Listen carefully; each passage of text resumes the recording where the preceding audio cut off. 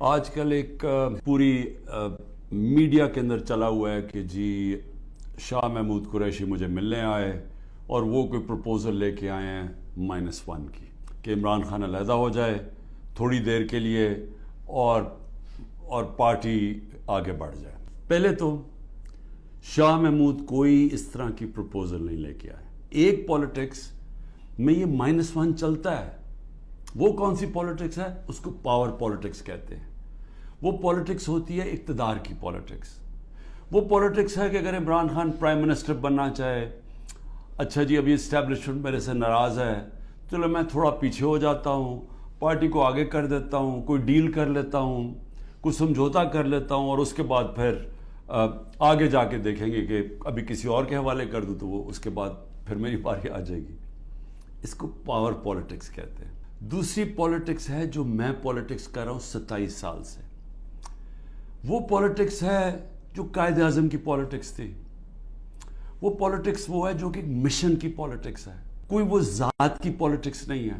وہ پولیٹکس وہ ہے جو ہم سارے مسلمان انسپائر ہوتے ہیں ہماری نبی صلی اللہ علیہ وسلم سے، کہ انہوں نے بھی ایک مدینہ کی ریاست سنبھالی تھی، انہوں نے بھی مشکل وقت گزارا تھا، اور اس کے بعد انہوں نے دنیا کی تاریخ کا سب سے بڑا انقلاب لے کے آئے تھے۔ اور ہم تو کبھی ان کے اپنا سوچ نہیں سکتے کہ ان کے جوتوں کی مٹی کے قریب بھی ہوں، لیکن قرآن میں ہمیں حکم ہے کہ ان کی زندگی سے سیکھو، ان کی سنت سے سیکھو۔ وہ پولیٹکس بڑے مقصد، وہ اپنی ذات سے ہٹ کے ہے۔ جو آدمی ایک تحریک پہ 27 سال سے لگا ہوا ہے، ایک ملک کے اندر ایک جدوجہد کر رہا ہے، تو وہ کیا وہ ڈیلز کرے گا؟ کیا اس کو کیا چیز اس کو خریدے گی؟ بتائیں میرے ضمیر کی کیا قیمت ہے؟ کیا پرائم منسٹرشپ قیمت ہے کہ اگر آپ یہ کر دیں تو آپ کو پرائم منسٹر بن؟ میں تو پرائم منسٹر بن چکا ہوں، اور میں نے جب پرائم منسٹر بنا میں نے ایک بات کہی کہ اگر پھر وہ مجھے 2018 کا موقع ملتا میں سیدھی الیکشن پھر سے کرواتا، کیونکہ جو میں انصاف لانا چاہتا ہوں اور طاقتور کو قانون کے نیچے لانا چاہتا ہوں، وہ آئی تب سکتا ہے جب آپ کے پاس طاقت ہو۔ جو اس وقت یہ پی ڈی ایم والے بھی بیٹھے ہوئے ہیں، یہ جو آپ تماشا دیکھ رہے ہیں، یہ یاد رکھیں کہ یہ آج ہمارے پہ ظلم ہو رہا ہے، یہ ظلم آپ کے اوپر بھی ہوگا جب ایک ملک کے سارے انصاف کے اداروں کو، جب ان کو استعمال کیا جاتا ہے، حکومتی اداروں کو استعمال کیا جاتا ہے ایک پارٹی کو ختم کرنے کے لیے اور ان کے لوگوں کے اوپر دہشت پھیلانے کے لیے، تو یہ سسٹم پھر جاتا نہیں ہے۔ کوئی بھی سنبھال کے یہ سسٹم اگر آج ہمارے حقوق نہیں، اگر ہمارے فنڈامنٹل رائٹس نہیں ہیں، تو یہ اب کل آپ کے بھی نہیں ہوں گے۔ ہٹلر کا جرمنی، اسٹالن کا رشیا، سوویت یونین، یہ ان خوفناک ظلم کے نظاموں میں اس طرح کی چیزیں ہوتی تھی جو آج ہمارے اوپر ہو رہی ہیں۔ میرے پاس عالیہ حمزہ کی بیٹیاں آئیں، میں نے کل ان کو ملا، 3 بیٹیوں کو، 1 مہینے سے اس کو بند کیا ہوا عالیہ حمزہ۔ کیا اس کا قصور ہے؟ اس کا والد وہ میرے پاس آئے، انہوں نے بتایا کیسے گھر میں گھس کے انہوں نے ساری چیزیں توڑ دی، ان کی ٹی وی توڑ دیے، 2 آدمی انہوں نے لاٹھیاں پکڑی ہوئی تھی، جو چیز آئے توڑ کے چلے گئے، جو چیز 2-3 اچھی چیزیں پسند آئیں اٹھا کے لے گئے۔ تو یہ کون سے ملک میں ہوتا ہے؟ اس کیسز میں کیونکہ کسی عدالت میں کوئی سزا نہیں ہو سکتی، ملٹری کورٹس سیٹ اپ کیے ہیں، اپروور ڈھونڈے جا رہے ہیں جو کہ جی عمران خان نے ہمیں کہا تھا کہ وہ کور کمانڈر کا گھر جلاؤ، یہ کہیں گے، ان میں سے کوئی اپروور آ جائیں گے، مجھے ملٹری کورٹ میں لے جائیں گے، سزا ہو جائے گی، مجھے کوئی فرق نہیں پڑے گا۔ اس سے بھی زیادہ گھٹیا پان میری بہنوں تک پہنچ گئے ہیں، میری بیوی کے اوپر کیس، ٹرسٹی ہو کے اس کا وارنٹ کا، ایک ٹرسٹی کو 1 پیسہ نہیں مل سکتا، کیونکہ وہ سیرت نبی میں بہت ان کی سٹڈی ہے، وہ انٹرسٹڈ تھی القادر یونیورسٹی، وہ ٹرسٹی ہے، اس کے اوپر وارنٹ نکال دیا۔ ایک بہن کا بیٹے کے اوپر وارنٹ نکالا ہے، اس کا خنسامہ اٹھا کے لے گئے، وہ بیٹا نہیں تھا۔ خنسامہ جب واپس آیا، وہ آئی سی یو میں 2 ہفتے سے پڑا ہوا ہے، آئی سی یو کے اندر خنسامہ،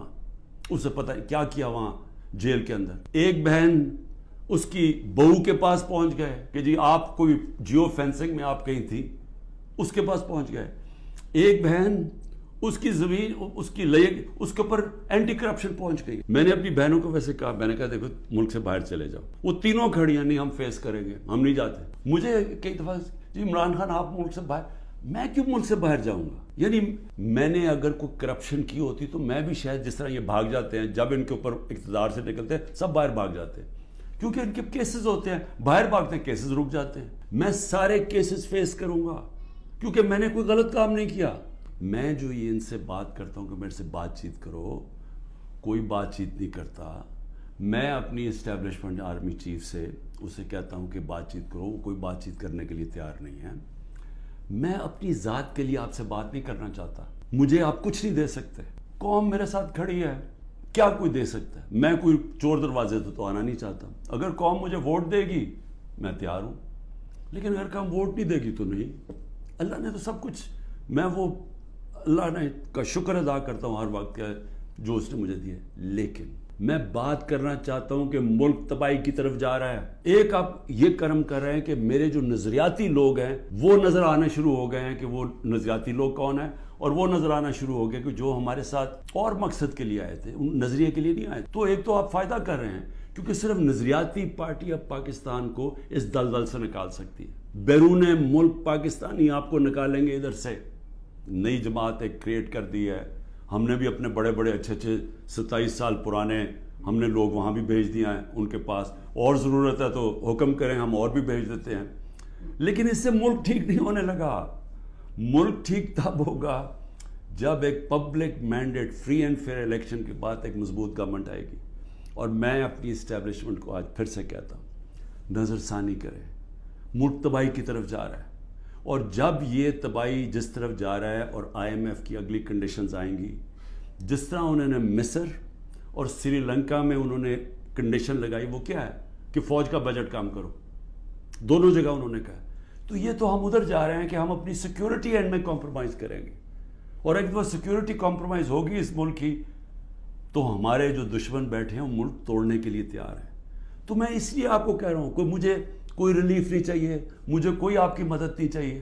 میں کوئی کسی مجھے یہ سمجھے کہ یہ جو سارا کچھ ہو رہا ہے انتقامی کارروائی, مجھے چھوڑے میری بہنیں باہر جانے کے لیے نہیں تیار. وہ تو عورتوں کے اوپر تو کبھی اس ملک میں ایسے نہیں ہوا, لیکن ملک نیچے جا رہا ہے.